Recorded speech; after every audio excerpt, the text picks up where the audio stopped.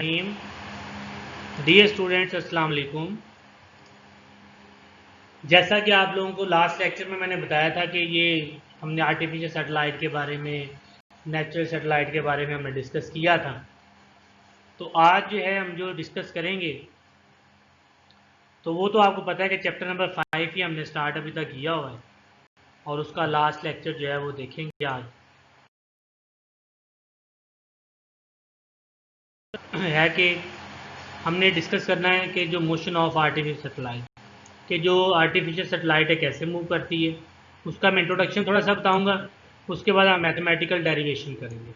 और ये चीज़ ज़हन में रखिएगा, इसमें 2-3 पॉइंट हैं जो आपने बड़े गौर से समझने हैं, क्योंकि वो पॉइंट जो हैं वो आपको एमसीक्यूज भी आ सकते हैं, शॉर्ट क्वेश्चन बन के भी आ सकते हैं। तो टॉपिक स्टार्ट कर।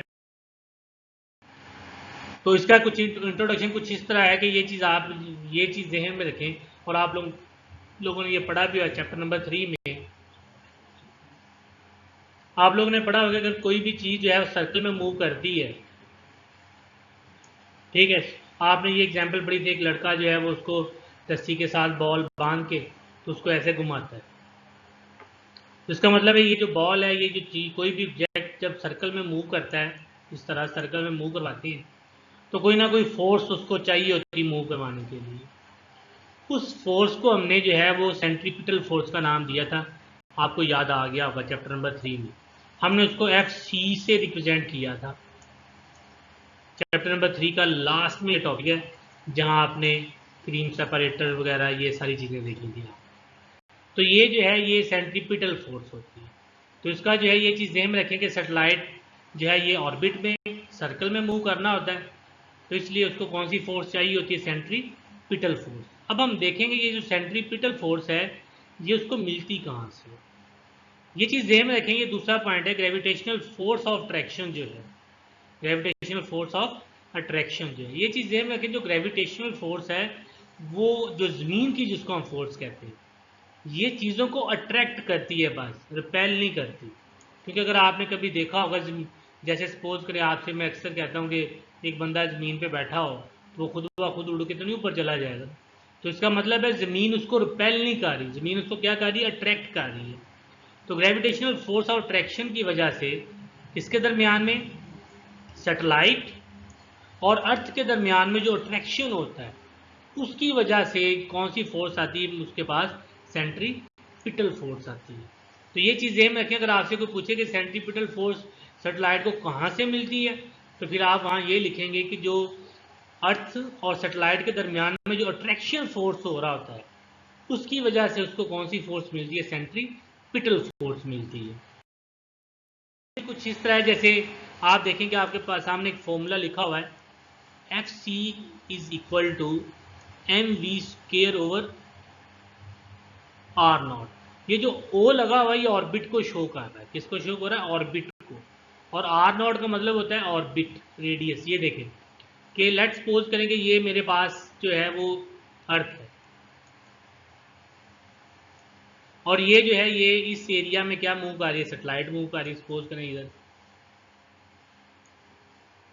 तो यहां से लेके यहां तक का ये जो है ये, इसको हमने आर का नाम दिया था, शायद आपको याद हो, रेडियस ऑफ द अर्थ। और सैटेलाइट जो है ये क्या करती है? थोड़ी सी हाइट के ऊपर जाके मूव करती है, उसको एच का नाम दे दें। तो इसका मतलब जो हमारे पास टोटल डिस्टेंस है सेंटर ऑफ अर्थ यहां से लेके यहां तक का जो डिस्टेंस है, ये वाला पूरा डिस्टेंस जो है ये किसके इक्वल होगा? R radius of earth plus जो हाइट है उसके इक्वल होगा। और इसको क्या नाम दिया हुआ है? R0 का नाम दिया हुआ है। ये आगे हम बात भी करेंगे ज़्यादा। तो सेंट्रीपिटल फोर्स जो है ये सबसे पहले हमने इसकी बात की।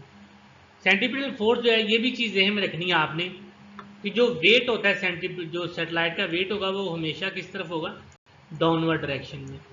तो हमेशा जो है वो किस तरफ होगा? डाउनवर्ड। तो आपको पता है कि वेट जो है हमेशा डाउनवर्ड डायरेक्शन में ही होता है।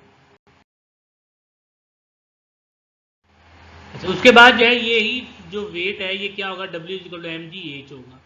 तो ये जो है दोनों फोर्सेस हैं। आपको पता है वेट भी एक फोर्स होती है। तो क्वेश्चन 1 और 2 को कंपेयर करें तो हमारे पास जो है, और आपको ये पता है कि राइट साइड इक्वल हो लेफ्ट साइड इक्वल हो जाती है, तो हमारे पास आ जाएगा mgh mv नॉट का स्क्वायर ओवर R0। यहाँ से m और ये वाला m आपस में कैंसिल आउट हो जाएंगे और हमारे पास R0, क्योंकि R0 वहाँ डिवाइड हो रहा था, इधर आके GA से क्या हो जाएगा, मल्टीप्लाई हो जाएगा। तो फिर उसके बाद जो है ये, अच्छा ये इसके ऊपर स्क्वायर है, बेसिकली इसके ऊपर स्क्वायर है, फिर हमने इसका स्क्वायर रूट लेना है। जब हम इसका स्क्वायर रूट लेंगे तो हमारे पास जो है वो कुछ इस तरह वैल्यू आ जाएगी, GH ओवर R0 आ जाएगा। अच्छा, जैसे मैंने आपको कहा था कि R0 जो है वो किसके इक्वल होता है, R प्लस CH के इक्वल होता है, क्योंकि ये R जो है रेडियस सेंटर से लेके जो अर्थ तक का जो रेडियस होता है वो है, और एक जो है वो सैटेलाइट की जो हाइट होती है वो वाली है। तो फिर उसके बाद हमारे पास जो फॉर्मूला बन जाएगा V0 is equal to GR plus H. ये फॉर्मूला आपने बड़े जो है वो इसको अच्छे तरीके से याद रखना, क्योंकि इसके न्यूमेरिकल्स भी हम करेंगे।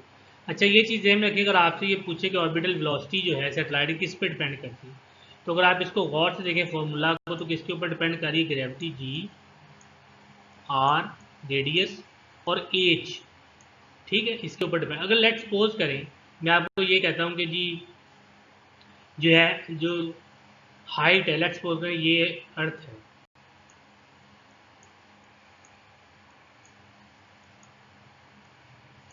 तो ये सैटेलाइट की हाइट एच ली हुई है।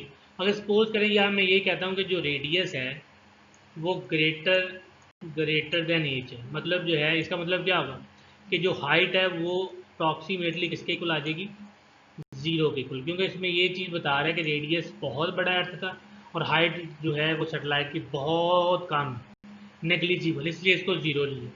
जब आप यहाँ 0 पुट करते हैं तो आपके पास ये आ जाएगा GR आ जाएगा, क्या आ जाएगा आपके पास, GR आ जाएगा।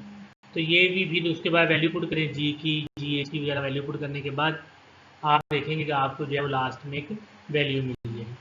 तो ये था हमारा जो है बड़ा इंपॉर्टेंट टॉपिक है, इसलिए ज़रा इसको गौर से आपने जो है उसको देखना है। जो चीज़ ना समझ लगे उसको जो है वो पूछ लीजिएगा, और अपना बहुत सारा ख्याल रखिएगा। उसको साथ साथ करें, ये जो है 5 चैप्टर हमारा कंप्लीट वैसे हो गया। नेक्स्ट टाइम इंशाल्लाह जब हम करेंगे उसमें शॉर्ट क्वेश्चन, फिर उसके बाद हम न्यूमेरिकल करेंगे। तो अपना बहुत सारा ख्याल रखिएगा। अल्लाह हाफिज़।